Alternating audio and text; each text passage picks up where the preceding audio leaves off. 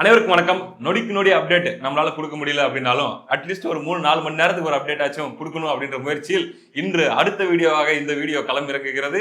அதனால சப்ஸ்கிரைப் பண்ணணும்னு தோணுச்சுன்னா பண்ணிட்டு சப்போர்ட் பண்ணுங்க. ரொம்ப நல்ல விஷயம். அந்த லைக் ஹைப்பு பார்த்து கவனிச்சு விடுங்க. ஆமா, அது ஒரு பக்கம் இருக்கட்டும். இப்பொழுது நாம் பேச போகிற முக்கியமான டாபிக், அது பேசுறதுக்கு முன்னாடி தோழர் உங்ககிட்ட நான் ஒன்று கேட்கணும். இப்ப நம்ம ஒரு வீடியோவை மக்களுக்கு போட்டு காட்ட போகிறோம். யாருடைய வீடியோ? சிங்கத்தமிழன். என்னங்க?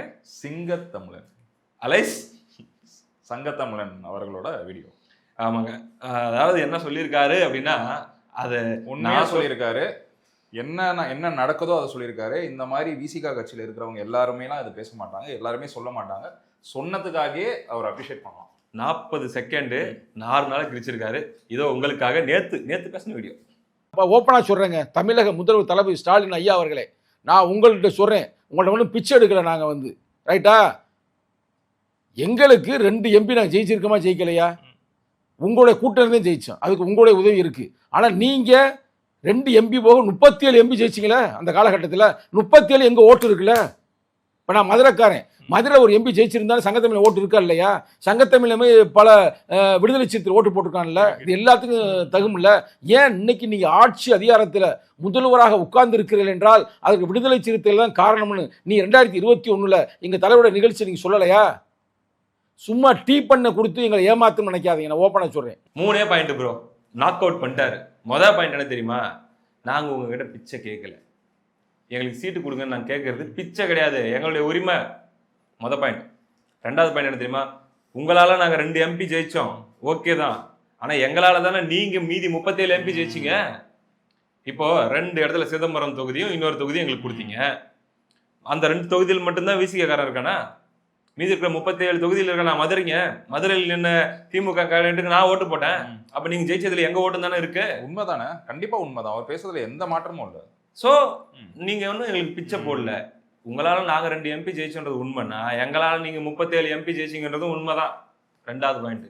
3வது இன்னும் தரமான பாயிண்ட், இந்த டீயும் பன்னும் போடுற மாதிரிலாம் எங்களுக்கு நீங்கள் போடாதீங்க. இப்படியே சொல்லியிருக்காருங்க ஸ்டாலின் அவர்களே, இந்த டீயும் பன்னும் கொடுத்து எங்களை ஏமாத்திரலாம்னு நினைக்காதீங்க அப்படின்ட்டு. அப்போ இத்தனை நாள் அதுதான் கொடுத்து ஏமாத்திட்டு இருக்காரு ஐயா ஸ்டாலின் அப்படின்னு தெரியுது. சிறுத்தைங்களுக்கு யாராச்சும் டீயும் பன்னும் கொடுப்பாங்களாங்க? சிறுத்தைகளுக்கு என்ன பிடிக்கும்? அதை கொடுக்காம வேட்டை அப்படி இருந்தா தானே நல்லா இருக்கும். நீங்க ஒரு ட்வீட் ஒன்று போட்டுருந்தீங்களே, பாத்தீங்கன்னா எந்த சிறுத்தை மண்டையில ஒரு பாத்திரத்தை கட்டி பாருங்க. ட்வீட்னா அந்த வேதனையை தான் பகிர்ந்துருங்க.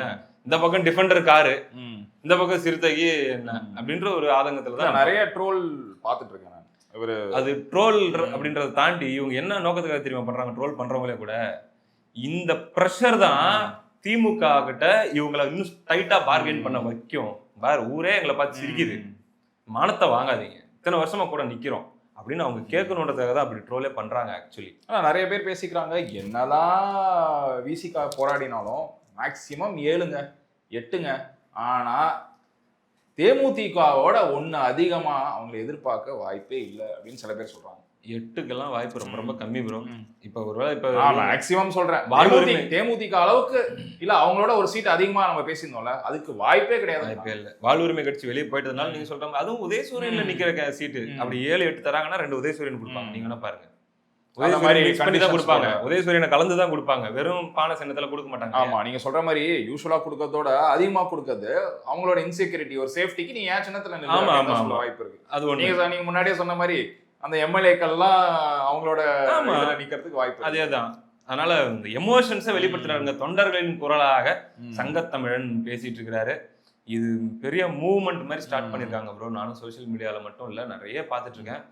நாங்க எங்க தொகுதியில விசிக நின்னா ஓட்டு போடுறோம், இல்லைன்னா நாங்க திமுகவை தோக்கடிப்போம் மற்ற தொகுதியிலான்ற மாதிரி பேசிட்டு இருக்காங்க. உண்மையிலேயே அவங்களுக்கு பாடம் காட்சி கொடுக்கணும்னு நினைச்சீங்கன்னா நீங்க அதை பண்ணீங்கன்னா கரெக்டா இருக்கும். இது ஒரு விஷயமா இல்ல, வெளில வந்துருங்க தயவு செஞ்சு. இப்ப இவர் வேல்முருகன் வந்த மாதிரி தயவு செஞ்சு வெளில வந்துருங்க. லைட்டா நான் முன்ன வீடியோல சொன்ன மாதிரி கதவை லேசா, எங்க தோழர் எல்லா கதையும் அரெஸ்ட்னு சொன்னார் இல்லையா, லேசா ஓபன் பண்ணி எட்டி பாக்குறதாக ஒரு தகவல். சும்மா நம்ம அதை பெருசுப்படுத்த வேணாம். அதை வரைக்கும் அவர்களோடு பேசுறாருன்ற மாதிரி ஒரு தகவல், அதெல்லாம் வாய்ப்பு கம்மின்னு வச்சுக்கோங்களேன். இந்த கேப்ல பேசுறது தப்பு இல்ல, நல்ல விஷயம் நடந்தா நல்லது தானே. இந்த மாதிரி இல்ல நான் வெளில வரேன்னு சொல்றது இன்னும் ஒரு குளிர்ச்சியான விஷயம் தான். நான் எப்படி இந்த போன வீடியோல சொன்ன பாருங்க, இந்த ஸ்பைடர் போறோம் எஸ்ஜே சூர்யா மாதிரி இன்னும் ஒரு ரெண்டு காதையும் வச்சுக்கலாம். ரொம்ப ஆசைப்படுறீங்க போல இருக்குது ப்ரோ. இந்த கவர்மெண்ட் திருப்பி வரவே கூடாதுங்கிறது நான் ரொம்ப பயங்கரமா பாத்துட்டு இருக்கேன். எல்லாரும் வெளில வரணும், தயவு செஞ்சு வெளில வாங்க, இந்த கவர்மெண்ட் ஜெயிக்க கூடாதீங்க. ஆனா கூடவே நின்று முட்டு கொடுத்து இந்த வாட்டி நீங்க கொடுக்கறத வாங்கிட்டு நின்னீங்கன்னா திமுக தோக்குதோ இல்லையோ, திமுக தோக்கும். ஆனா கூட்டணி கட்சிகள் ரொம்ப மோசமா தோக்கும் ப்ரோ. கண்டிப்பா. நான் நேத்து சொன்னேன், அவங்களோட ஆன்டி இன்குபன்சி எல்லாத்தையும் நீங்க தான் வாங்கிக்க போறீங்க. எங்கெல்லாம் நீங்க போய் நிக்க போறீங்களோ அங்கெல்லாம் பார்த்து தான் இருப்பான். இவனுங்க ஒரு ஆளே இவனுக்கு கூட்டணி சொல்லி நீங்க வந்து நிக்கிறீங்களா காரி துப்பதான் போறாங்க. ஓகேவா, இது ஒரு புறம் இருக்க, நான் நல்லா பண்றனோ இல்லையோ ஆனா நீ நல்லா பண்ற அப்படின்னு சொல்லி விசிக தோழர்கள்லாம் யாருப்பா நீ அப்படின்னு இப்படி அண்ணாந்து பாக்குறாங்க. ஏன்னா ஹைட் கொஞ்சம் ஜாஸ்தி அதிகம். ஆதவ அர்ஜுனா நேத்து மேடையில அண்ணன் திரும்ப கலங்குறாரு. அவர் கலங்குறத பார்த்தா என்னால தாங்க முடியல. அவரை கண்ணீர் விட வச்சிட்டீங்களே பாவிங்களா சாம விடுறாரு. ஸ்டாலின் சார், ஸ்டாலின் வந்து இப்படி எங்க அண்ணன் திரும்ப அள வச்சிட்டீங்களே, இதெல்லாம் நியாயமா அப்படின்னு ரொம்ப ஃபீல் பண்றாரு. அவருடைய வலி அவருக்கு வலிக்குதோ இல்லையோ, எனக்கு வலிக்குதுங்கன்ட்டு. நம்ம என்ன ப்ரோ பண்ணு, கண்டினியூ, யூ கண்டினியூ. அதே கண்ணி இருக்கட்டும் இருக்கட்டும் இருக்கட்டும் இருக்கட்டும் பண்ணதாங்க செய்வாங்க. ஆனா நான் சொல்றேன், ஆதவ அர்ஜுனாவுடைய இந்த ஸ்டேட்மெண்ட் வந்து வெறும் பொலிட்டிக்கல், ஜஸ்ட் விசிக ஓட்ஸை வந்து டிவிகே பக்கம் எடுக்கிறதுக்கு மட்டும் இல்லைன்னு நான் பாக்குறேன். ஏன்னா அவர் போட்டு கொடுத்த பிளான் தான் அது. 2 வருஷத்துக்கு முன்னாடி மேடையில சொல்லியிருந்தீங்க இருக்கும்போது, இதுல விசிகால இருக்கும்போது, துணை பொதுச் செயலாளர் இருக்கும்போது தாங்க அந்த அம்பேத்கர் புக் ஈவென்ட்டும் மது ஒழிப்பு மாநாடும் இந்த ஆளு தாங்க, இந்த மனுஷன் தாங்க அரேஞ்ச் பண்ணாப்ல. அது ரெண்டுல அதே மாதிரி ஆட்சியில் பங்கு அதிகாரத்தில் பங்கு என்பது எங்களுடைய முழக்கம் அப்படின்னு சொல்லி விசிக சார்பில் இவர் முன் வச்சாரு. அப்ப என்ன பண்ணாங்கன்னா, இவரு திருமாவர்கள் கூடவே காலங்காலமா இருக்கிற திமுக கூட ரொம்ப க்ளோஸா இருக்கிற ஆளுங்க இருக்காங்கல்ல, அவங்க திமுக கூட டைப் போட்டு இந்த ஆளை ஒழிச்சாதான் நாங்க இருப்போம், இல்லைன்னா கட்சி உடையுன்ற ரேஞ்சுக்கு போயிடுச்சு. அதுக்கப்புறம் தான் அந்த எல்லா முழக்கத்தையும் கைவிட்டு இவரையும் வெளியே தள்ளிட்டு இவங்க போய் அப்படி செட்டில் ஆனாங்க. ஆனா அவர் சொன்னதெல்லாம் பண்ணியிருந்தா உண்மையிலேயே பார்கெனிங் பவர் நல்லா இல்ல பயங்கரமா இருந்திருக்குங்க. இல்லங்க இப்ப அந்த டோர் ஓப்பன் ஆகுதுங்கிறீங்களா, அந்த டோர் ஃபுல்லா ஓப்பன் ஆகி டிவிகேக்கு போனா வேற லெவல்ல வந்து பெர்ஃபார்ம் பண்ணா விசிகா. ஓட் ட்ரான்ஸ்ஃபர் அப்படி நடக்கும். மேட்டர் என்ன தெரியுமா ப்ரோ, இன்னொரு சம பாயிண்ட் ஒன்று நம்ம ஆஃப் கேமரால பேசிட்டு இருக்கும்போது நீங்க தான் சொன்னீங்க, டிஎம்கே அலையன்ஸ்ல நின்னா குறிப்பிட்ட சமூக ஓட்டு மட்டும்தான் விசிகே சிம்பிளுக்கு விழும் மேக்சிமம். ஆனா டிவிகே அலையன்ஸ்ல நின்னா எல்லா சமூக ஓட்டும் விழும். ஏன்னா அந்த பசங்க அந்த மாதிரி டிவிகேல எல்லாம் யங்ஸ்டர்ஸுங்க, ரொம்ப எல்லாம் அந்த பார்வையில் இருக்க மாட்டான். அவன் விஜய்க்காக ஓட்டு போடுறவன், ஜெயிக்கணுன்றத ஓட்டு போடுறான். அவெல்லாம் வந்து இந்த டிஃபரன்ஸ் எல்லாம் பார்க்காம ஓட்டு போடுவான். உண்மையிலேயே ரொம்ப நாளா இவங்க ஆசைப்படுற பொது தலைவர் ஆகணும், பொதுவான தலைவர் ஆகணும்ன்றது கண்டிப்பா நடக்கும், கண்டிப்பா நடக்கும். சோ இதெல்லாம் நடக்கும். இவங்க என்ன நரேஷன் எடுத்துட்டு போவாங்கன்னா, புது ஆளு நீ இப்ப எப்படின்னா லாயல்ட்டி உடஞ்சிருச்சு, விசுவாசத்தை விட்டு நீ போயிட்ட பாத்தியா அப்படின்னு. இது திரும்ப வந்து அவர் எக்ஸ்பீரியன்ஸ்ல ரெண்டு ஆங்கிள் யோசிக்கலாம். ஒன்னு அங்க போய் ஒர்க் ஆகாம போயிடுச்சுன்னா அவரோட பொலிட்டிக்கல் கரியரே முடியறதுக்கு வாய்ப்பு இருக்கு. ஓ நீ அங்க போயிட்டியான்னு. இன்னொன்னு இல்ல நம்ம இங்கேயே இருந்துடலாம், நீங்க சொன்ன மாதிரி இங்கேயே கம்ஃபர்டபுளா இருந்துட்டாங்க, அசிங்கப்பட்டாலும் கம்ஃபர்டபுளா இருந்துட்டாங்க. இந்த 2 ஸ்டாண்ட்ல அவர் வந்து ஒரு லீடரா பயங்கரமான ஒரு டிசிஷன் இந்த டைம்ல எடுத்தே ஆகும். அது எப்படிப்பா உங்களுக்கு உதயநிதினா ஒத்துக்குது, விஜய்னா ஒத்துக்காதா? இது என்ன லாஜிக் இது? எனக்கெல்லாம் உதயநிதி ஒத்துக்குதுன்னு ஒரு லெகசி உங்களுக்கு தெரியுது, அந்த பார்ட்டில ஒரு இது லெகசி இருக்கு சரியா. உதயநிதியை விட்டுருங்க, அது 75 வருஷமா கருணாநிதியில இருந்து ஸ்டாலின்ல இருந்து இப்ப அடுத்து வருது. இவங்க இந்த டிவிகே என்ன நினைப்பாங்க, இப்பதானே வந்திருக்காங்கிறது அந்த கேம்பிளிங்ல இவங்க வந்து பெட் பண்ண மாட்டாங்கன்னு நான் நினைக்கிறேன். இல்ல வாய்ப்புலாம் இல்ல ப்ரோ, ரொம்ப ரொம்ப லெஸ். நான் சொல்றது இப்படி நடந்தா என்ன நடக்கும், நடக்க வாய்ப்பு இருக்குன்றத பத்தி தான் நான் சொல்றேன். அதை விட இது ஒரு பக்கம் போயிட்டு இருக்கும்போது ஏங்க நம்ம சிபிஎம் கண்டுக்க மாட்டோம்? 13 மணி நேரம் பேச்சு. ஐயோ 13 மணி நேரம் ஏதாவது வாட்டர் பிரச்சனையை வந்து சரி பண்ணலாம்னு பேசியிருந்தாங்க. அதாவது சிபிஎம் தோழர்கள் எல்லாம் கூப்பிட்டு வச்சு கதவை லாக் பண்ணிட்டு தோழர் சொல்லுங்க அப்படின்னு சொல்லி 13 மணி நேரம் அந்த பயங்கரமா வந்து பேசி தோழர் உட்காருங்க தோழர் அப்படின்னு. என்ன மேட்டர்னா, சீட்டு 6 சீட்டு கீழே இறங்கக்கூடாதுன்னு சொல்லி அவங்க தீர்மானம் போட்டதாக ஒரு தகவல். 5 பேசியிருந்தாங்க, இப்ப 6 இறங்கக்கூடாதுன்னு சொல்லி ஒரு தீர்மானம் போட்டதாக ஒரு தகவல். 2வது தகவல் நீங்க சொல்லுங்க. 2வது தகவல் பயங்கரமான ஒரு இடத்த கேட்டுட்டு இருக்காங்க. அந்த இடத்தில் டிவிகே தலைவர் விஜய் நிக்கிறதாக பேசப்பட்ட ஒரு தொகுதி பெரம்பூர் கேக்குறாங்க. பெரம்பூர் சிட்டிக்குள்ள கேக்குறாங்க. பெரம்பூரை சிபிஎம் கேட்பதாக ஒரு தகவல். ரைட்டு, ஏன்னா ஏற்கனவே அங்க ஒரு தடவை அவங்க போட்டி ஜெயிச்சிருக்காங்க. ரைட்டு, குறுப்புமா திமுக இதுல இன்னொரு பிரச்சனை நம்ம பேசியிருந்தோம். அங்க அவர் சேகர்னு ஒருத்தர் இருக்காரு, வேலை ஆர்டி செய்யறாரு. சேகர். அவர் வந்து மாவட்ட செயலாளர். அவர் ஒரு 6 இடத்த அந்த இடத்த பாத்துக்கிறாரு அப்படின்னு.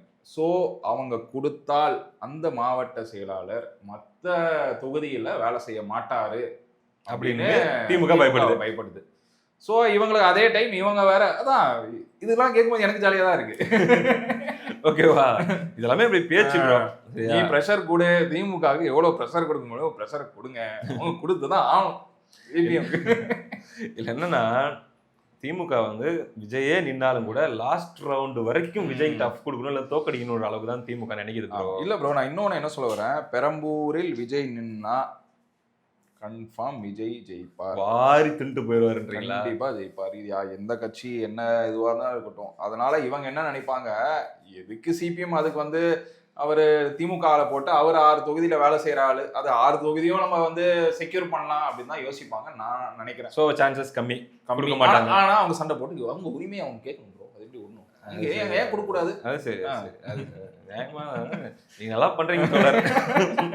கண்டிப்பா அவங்க கேட்கணும். அந்த தோழர்கள் பண்றாங்க, நீங்க நல்லா பண்றீங்க. அடுத்து சைதாப்பேட்டை தொகுதி மாசு சாருக்கு இந்த வாட்டி கிடைக்குமான்னு ஒரு சந்தேகம் வந்திருப்பதாக அது ஒரு தகவல்.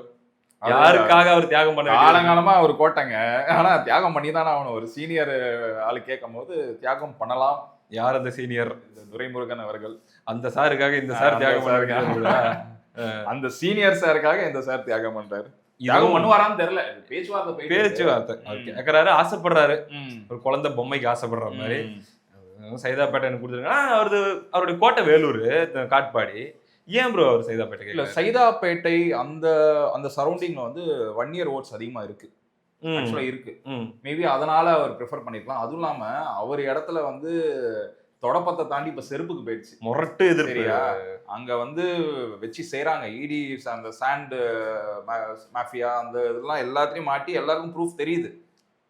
அவங்க பையன் எல்லாரும் மாட்டிக்கிட்டாங்க. அதனால அங்க இருந்தா சரி, ஆல்ரெடி வயசாயிருச்சு, ஒரு மரியாதை கருணாநிதி மாதிரி போகாம கொஞ்சம் வந்து ஜெயிச்சுட்டு போலாமே அப்படின்னு அவர் எதிர்பார்க்க எம்எல்ஏவா ஜெயிச்சுட்டு போனாரு.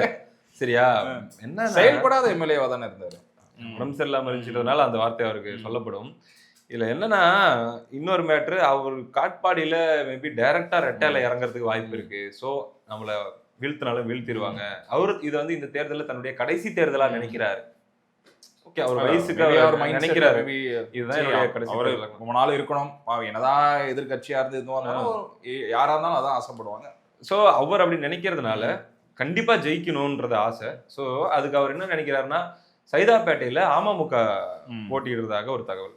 ஸோ அமமுக வேட்பாளர் போட்டாங்கன்னா ரெட்டையில இல்லாத பட்சத்துல எனக்கு இன்னும் கொஞ்சம் ஈஸியா இருக்கும், லீடு அதிகமா, சான்ஸ் அதிகமா இருக்கும். ஸோ 3 ஃபேக்டர் பாக்குறாரு. 1 சிட்டி, 2வது ஆப்போசிட்ல அமமுக ஏடிஎம்கே இல்ல, 3வது அங்க அந்த அவருடைய கம்யூனிட்டி சப்போர்ட் அங்க இருக்கும்ன்றதுனால அதுக்கு அவர் எய்ம் பண்றாருன்னு ஒரு தகவல். அதுவும் இல்லாம சைதாப்பேட்டை வந்து திமுக ரொம்ப ஸ்ட்ராங், பயங்கர ஸ்ட்ராங்.